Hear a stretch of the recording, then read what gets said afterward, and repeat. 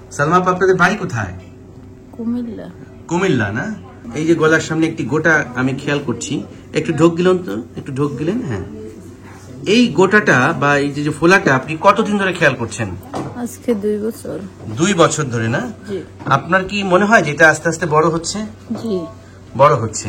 বড় হওয়ার ফলে আপনার শারীরিক কোনো জটিলতা তৈরি হচ্ছে বা কোনো কষ্ট হচ্ছে? জি, কষ্ট হচ্ছে। কি কি কষ্ট হচ্ছে? এটা ব্যথা করে, গাইয়া ডোক গেলতে কষ্ট হয়, খানা খাইতে, এবং শরীরে প্রচন্ড বমির ভাগ হয়, ঘুরায়, ঝিমঝিম করে ব্যথা করে। তো আপনারা খেয়াল করলেন যে তার ডান এবং বাম পাশের যে দুটি লোব, তার মধ্যে ডান পাশের লোবে কিন্তু মূল গোটাটা লক্ষ্য করা যাচ্ছে। অর্থাৎ থাইরয়েড গ্ল্যান্ড দেখতে অনেকটা প্রজাপতির মতন, এটির দুটি লোব থাকে, রাইট এবং লেফট লোব। তো সালমা পার্ট মূলত রাইট লোবেই টিউমারটি বাসা বেঁধেছে। এবং আমরা এখান থেকে প্রথমে রস নিয়ে পরীক্ষা করেছি। এই পরীক্ষাকে বলা হয় FNAC বা ফাইন নিডল অ্যাসপিরেশন সাইটোলজি। এই পরীক্ষা করে আমরা নিশ্চিত হলাম যে জিনিসটা কি। তো মূলত আমরা এখানে নোডুলার গয়টার পেয়েছি, অনেকে এটাকে গলগণ্ড বলে থাকি। তো যদি কোনো কারণে এই রস পরীক্ষার রিপোর্টে ক্যান্সার জাতীয় কোনো আলামত লক্ষ্য করা যেত, সেক্ষেত্রে আমাদের প্ল্যান একরকম হতো। আর যেহেতু এখানে কোনো ক্যান্সারের কোনো আলামত লক্ষ্য করা যায়নি, নোডুলার গয়টা এসেছে, যে কারণে আমরা শুধুমাত্র রাইট লোবটাকে আমরা রিমুভ করব উইথ দিস নোডুল।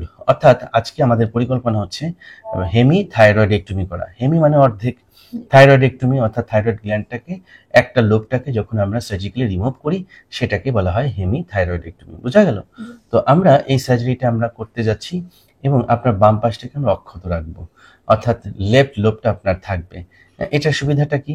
যদি একটা লোব অন্তত আমরা রেখে আসতে পারি, সেক্ষেত্রে এই লোব দিয়েই আপনার শরীরের যাবতীয় হরমোনাল যে কাজ, অর্থাৎ থাইরক্সিন হরমোন তৈরি করে, সেটা চলবে, এখানে কোনো বিঘ্ন ঘটবে না।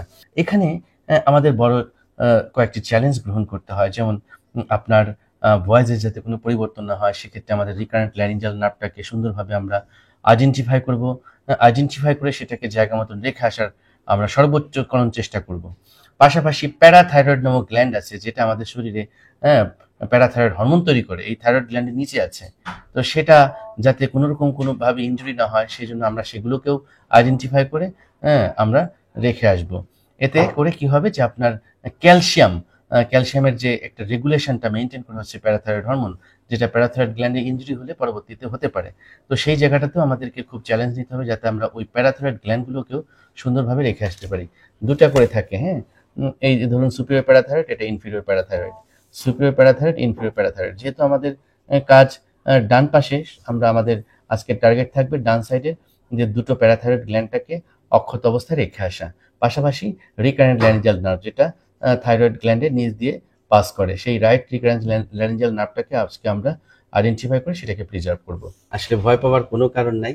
আপনি তো এর আগেও আমার সমস্ত কথা শুনেছেন, আজকে দেখেছেন।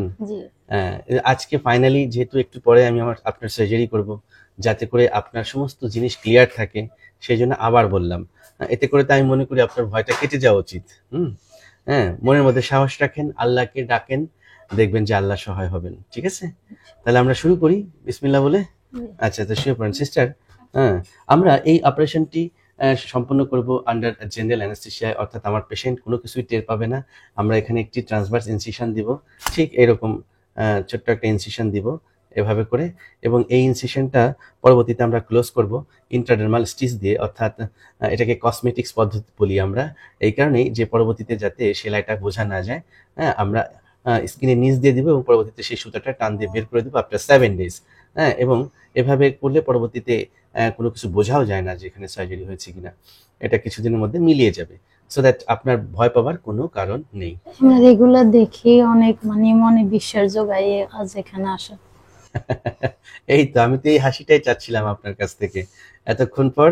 আপনার হাসি দেখে আমারও ভালো লাগলো। দেখেন, রোগীরা যখন বিমর্ষ থাকে, টেনশনে থাকে, ওটা আমি আসলে দেখলে একটু আমার খারাপ লাগে, যে এত বোঝানোর পরও কেন টেনশন করছে, এত জানার পরও কেন টেনশন। আসলে টেনশন হয়, এটা অনেকেই টেনশন থেকে বের হতে পারে না, কারণ এই অভিজ্ঞতাগুলো তো যার ক্ষেত্রে হয় তার ক্ষেত্রে প্রথম, তাই না? আপনার জীবনে প্রথমবারের মতন এই অপারেশনটি হতে যাচ্ছে, সো দ্যাট টেনশন থাকাটাই স্বাভাবিক। তবে টেনশন কাটানোর জন্য আমাদেরকে অভয় দিতে হবে, আর সৃষ্টিকর্তা তো আছেনই, তাকেও ডাকতে হবে, ঠিক আছে? জি। ওকে, হোপ ফর দ্য বেস্ট। আমার এই প্রিয় বোনটির জন্য আপনারা সবাই দোয়া করবেন যাতে আমরা সহি সালামতে অপারেশনটি শেষ করে বিজয় চিহ্ন দেখাতে পারি যে অপারেশন সাকসেসফুল, ঠিক আছে?